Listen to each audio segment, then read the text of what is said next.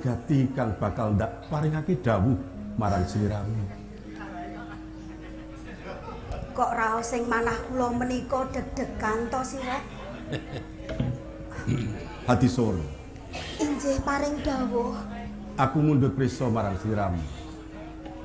Apa ya tenan lair batin sliramu tresna marang pun kakang?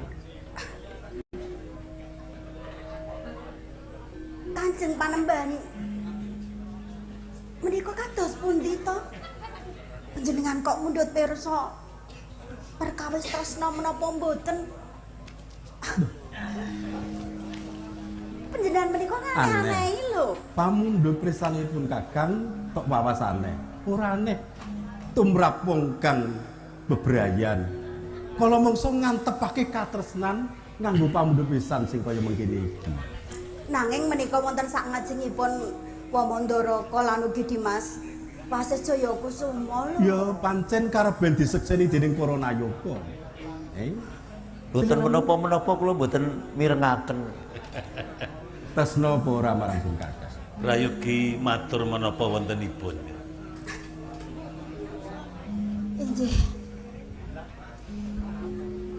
Kathah lepat nyuwun pangapunten. Kula menika tresna dumateng panjenengan. Lair tumugining batin. Kanjeng Panembahan. Lair tekaning batin sliramu tresna. Injih. Yen sliramu tresna marang Panembahan Senopati, mestine sliramu go tresna marang Praja Metara. Apa ya ngono? Ageng ing tresna kula dumateng panjenengan. Ugi kula ugi tresna dhateng Praja Mataram. Hadisara, Hadisara. Kanyata citramu ramu ngayu ning gelaring tata lair. Nanging tumus tekaning batin. Ya. Aku nedha nrimo semono tanceping katresnanmu marang aku lan marang kawula uga negoring Metara. Saiki aku bakal mundhut pisa. Yen jumenengku ning Praja Mataram, yen lestarine praja ing Mataram, ana kang bakal mbebidung satemah gawe ora tentrem ing kawula. Pun kakang ribet nggone menggalihake negara ing Mataram. Apa sliramu lila? Tentu kemawon boten. Kanjeng Panembahan. Sak saged-saged kula badhe sabiyantu dumateng panjenengan. Ujaring para pinter tresna kuwi mawa pangorbanan. Yen aku mundhut pangorbananmu tumrap lestarining Praja Mataram, apa sliramu saguh? Menawi menika sampun dados kersa panjenengan, kula sumarah jiwa raga kula. Hadisara, Hadisara. Ya, nedha nrimo bloko wae. Kang bebidung jumenengku ning Praja Mataram. Ora ana liya Rama Penemban Mas Rangga Jumena ing Purabaya Yamediya. Mula wanter dawuhku marang kowe. Rampungi perkara Medion utawa Purabaya ndak pasrahake marang sliramu, Hadisara. Aduh.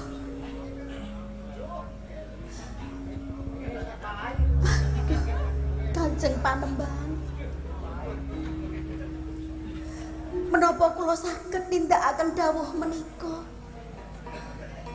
Jalaran kula menika namung pawestri ingkang boten saged perang, ingkang boten saged menapa-menapa. Hadisara. Dimas Wasejaya Kusuma kemawon kawon menapa malih kula ingkang paribasan kepanjangan rekma kasrimpet sinjang Kanjeng Panembahan. Hadisara. Sak temene ora mentala pun kakang bakal ngendika kang kaya mengkene iki marang Siadi. Nanging eling Hadisara. Tresnanono kawula ing Mataram. Tresnanono praja ing Mataram. Yen nganti jumenengku ana kang bebidung, ana kang gawe ora tentrem. Mesti wae nggonku babar adil ana ing negara Mataram. Ora bakal bisa lumaku. Pun Kakang percaya. Sliramu senajan wanita nanging sliramu iku sawijining senopati. Senopati kang pinunjul. Sopo sing ora ngerti? Wiwit saka ing praja Pajang nalika semono. Sliramu wis pinter ngadepi prajurit Jipang Panulan. Nganti saiki sliramu ndak pundhut garwa, ndak boyong ning Mataram. Kewanteran kang kaya mengkono iku kang ndak butuhake. Adisara, Injih kula ketang tresnamu marang kawuling Mataram. Banter dawuhku. Tindakno apa kang dadi pamundhut. Injih Kanjeng Panembahan. Menawi menika kagem buktekaken tandha tresna kula dumateng panjenengan lan ugi praja ing Mataram. Kula sagah, Sliramu saguh. kula sagah. Aduh, Adisara, disekseni para lan para nayaga. Semono tanceping katresnanmu marang praja ing Mataram. Perkara carane lan seranane mengko bakal diparingi dawuh dening Siwa Mandara. Siwa Mandaraka, Injih kula nyimekung. kula namung derek Injih. dateng panjenengan monggo anggenipun prayogakaken Dimas Wasis Jayakusuma. Inggih, Kang Mbok. Aku aja mbok tegake yo. Inggih, sedika ngestakaken dawuh. Dak antu-antu tekamu balimu ning Mataram nggawa kamenangan Adisara. Kang Mas Panembahan, kula nyuwun pamit, nyuwun tambahing pangestu. Mugi lampah kula widodо sageta lumampah mboten nemangi manggi orbita menapa kemawon. Sing prayitna ngati-ati lakumu Adisara. Tresnanipun Kakang Kinarya sangu lakumu. Siwa Mandaraka, Injih kula kula aturi nglapat lampahipun nyimenggung Adisara. Sendika dawuh Dimas Wasis Panembahan. Iji. mangsa borong tumataning prajurit. Sedika Sing prayitna ngati-ati Adisara. Ya ndak paringake tata-tata. Kula derek. Parengan. Siwa Mandaraka,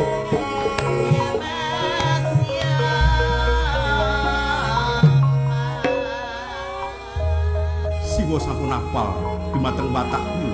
Injih, injih. Kula mboten kepengin kecalan kelangenan kula. Injih angger Panembahan. Mangsa borong dika. Kula ugi mboten badhe negakaken lampahipun Adisara. Kula aturi pitados dhateng kula. Dimas Wasis inggih borong bodoling paswanan rapat lakune Nyai Manggung Asisa. Monggo sedika Injih. ngestakaken dawuh.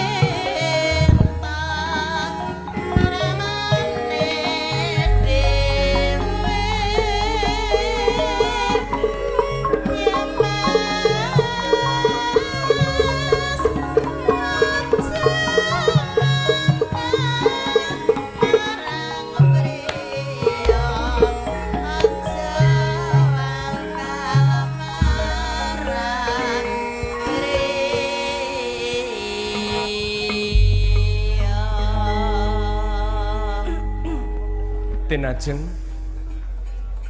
kula ingkang sowan, kula prasetya.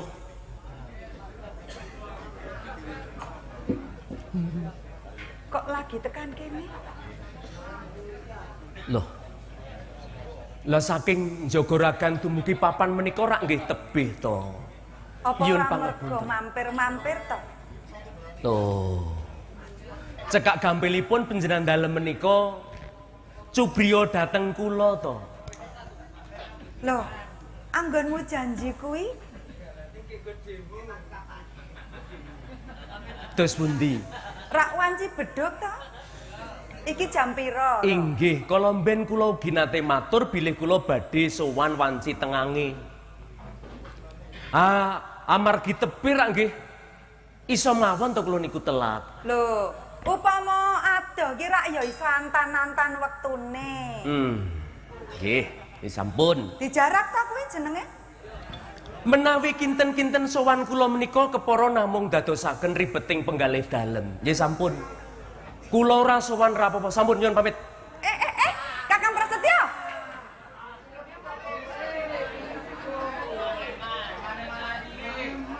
Kakang Prasetyo. Mboten enten ginanipun kula sowan menawi panjenengan dalem tanceping raos dhateng kula kados ngaten Den Ajeng. Kakang. Mbok ya kowe kuwi ngrasake, nek wong janji terus diblenjani kuwi rasane piye? Jengkel ta ya? Padha mawon ati kula rasane keloro-loro.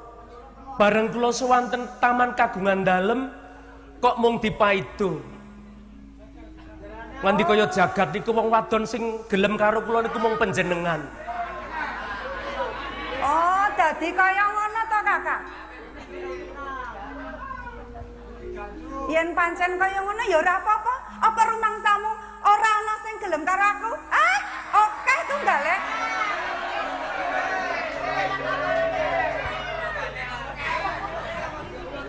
Niki ampun ngoten niku to Wong dianyeli kok ora ngerti. Rumangsane ki wong kene ora ana sing kepencot karo aku.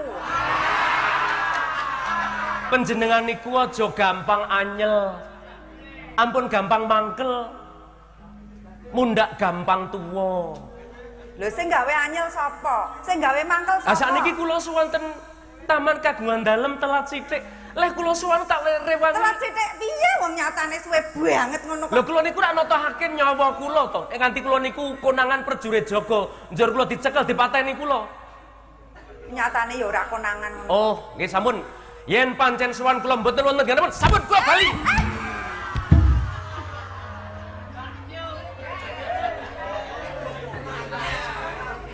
Dijarak to. Sing jarak niku kula napa panjenengan?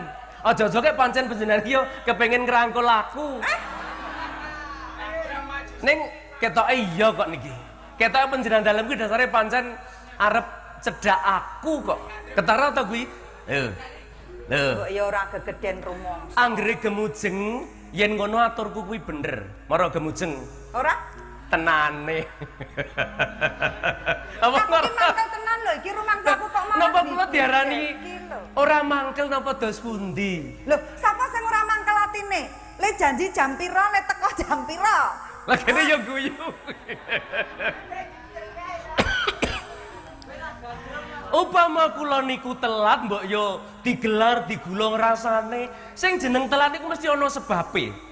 Njur ana sebabe niku iso dumadi teng sinten kemawon kalebu kula, kalebu panjenengan. Ngono lho. Upama telat ki rak ya WA. Kok WA zaman Mojo Agung kok WA? Lho, saiki ya iso ngono kok nyatane, ya ta? Lho. Kek mongko WA aku urung tak lebokke WA-mu. Halo. Ora ngono kuwi to. Loh, sakniki kula ketemu ten taman mriki niki kudune panjenengan dalem menika seneng. Yen pancen mrentul saka sakjroning ati. Seneng banget ngenteni tekamu kuwi seneng banget. Nganti seneng banget suwe-suwe kok senep dadine rak mbededeg to aku. Upama kula dipenggalih luput sing gedhe pamengku panjenengan ten ajeng, kula nyuwun pangapura. Iya, wis tak apura. Kosok wangsulipun panjenengan yen nesu ngono ku ya salah marang aku. Ya aku njaluk ngapura. Terus pundi? Njaluk ngapura. Ayo padha-padha. Pun kula niku rak niku dilalekke mawon. Kaya dene awake dhewe niku ora bar padha paben.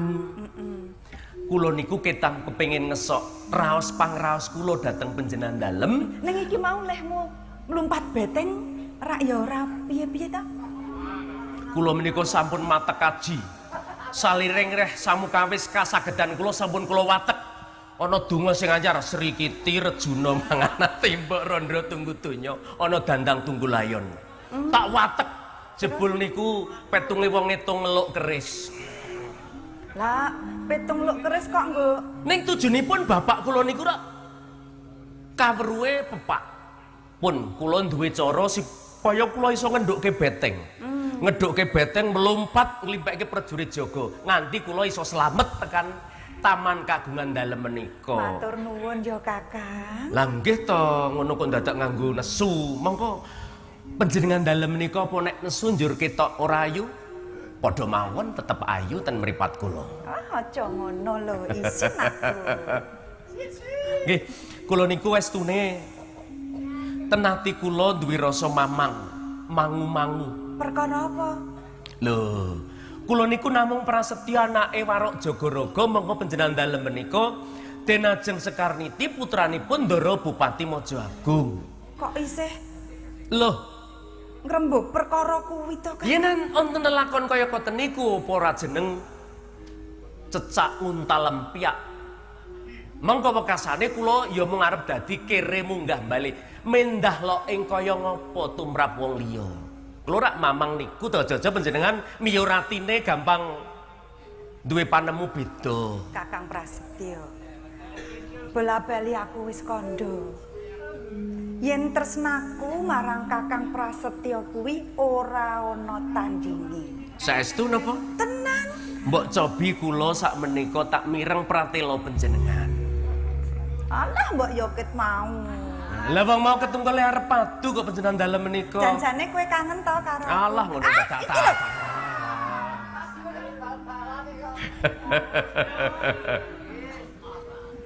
Pun kula kepengin kaya adate panjenengan pratela sepira gedhening rasa panjenengan dhateng kula. Ngono ya Kakang.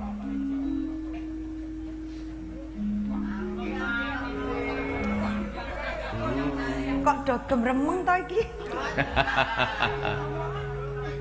Monggo. Rina wangi dadi hati. Nggih. Wengi mboten napa-napa nek awan ra entuk kalodhangan. Tanpa dahar, tanpa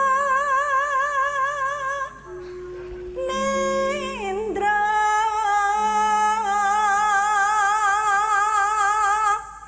jer Iku sing tak rasake.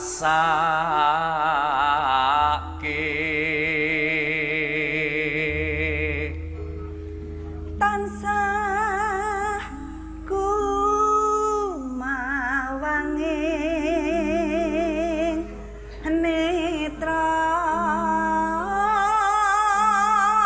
Panjenengan dalem menika swantenipun sae iso nganyut-anyut kaya dene rontok jantung kula jare. Jreng ati kadung tresna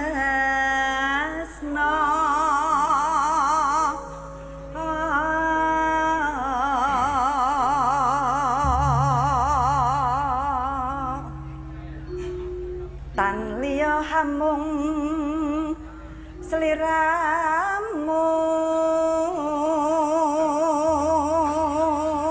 Rasah kepengin sateman